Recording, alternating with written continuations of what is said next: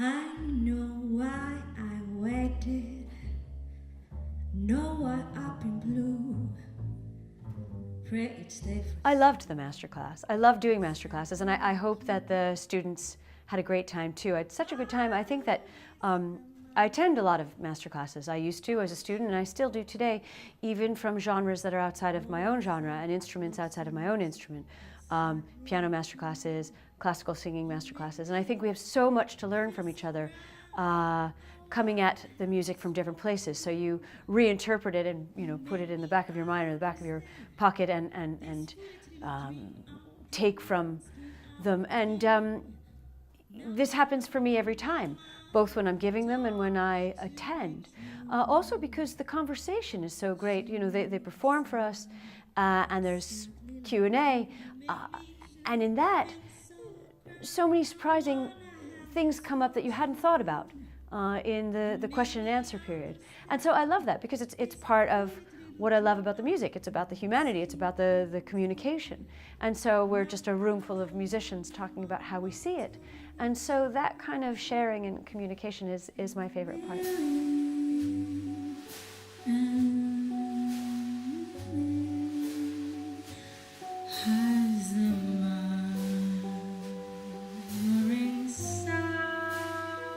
There's so much to talk about that we want to share in the Masterclass. For me, the question that I get the most and the conversation that we end up having as kind of the basis, because we're singing a interpretive, improvisational music, is how do I make this my own? And there are two things that came up today that do tend to come up that make me feel like I have such a personal and special relationship with that song, and I don't have to think about how it is that I interpret it and how I should because it's been done before. There's some really simple examples that come to mind. One is very personal and one I read a while back in a novel. When I was growing up, my mother was a teacher, and she would make us read aloud to one another as kids. And we were a bunch of us in the house, and we would take turns reading a novel, let's say, and today's example was we would read a Dickens novel. And I would read a chapter, and the next night my sister would read a chapter, and so on and so forth, and then the book would come back to me. We'd be inside a long book. And every time it came back to me, and I was reading the words of somebody else, a writer, the way in which I told the story was different from everybody else's interpretation. And I loved that. I really rejoiced in that, even as a kid, long before I knew that I was going to sing.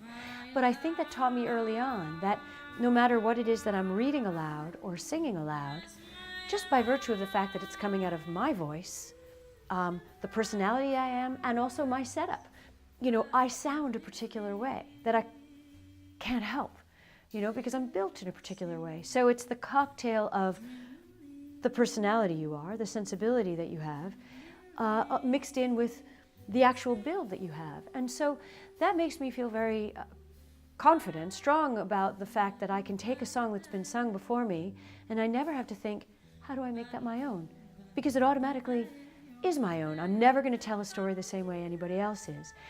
The other thing I wanted to say, which is just a silly and fun example that I take, that I apply to my own singing, is there's a great John Irving novel that came out many years ago called Widow for 1 year, and in it there's this scene where a little girl who gets cut on her finger is later on in a cafe, and maybe she's with her minder, it doesn't really matter, but she puts her finger in the ketchup and then she puts it on the plate, and they look at her fingerprint, and she's aware of the fact that it's her fingerprint. That's kind of the example I want to use, that everything that we do is automatically individual.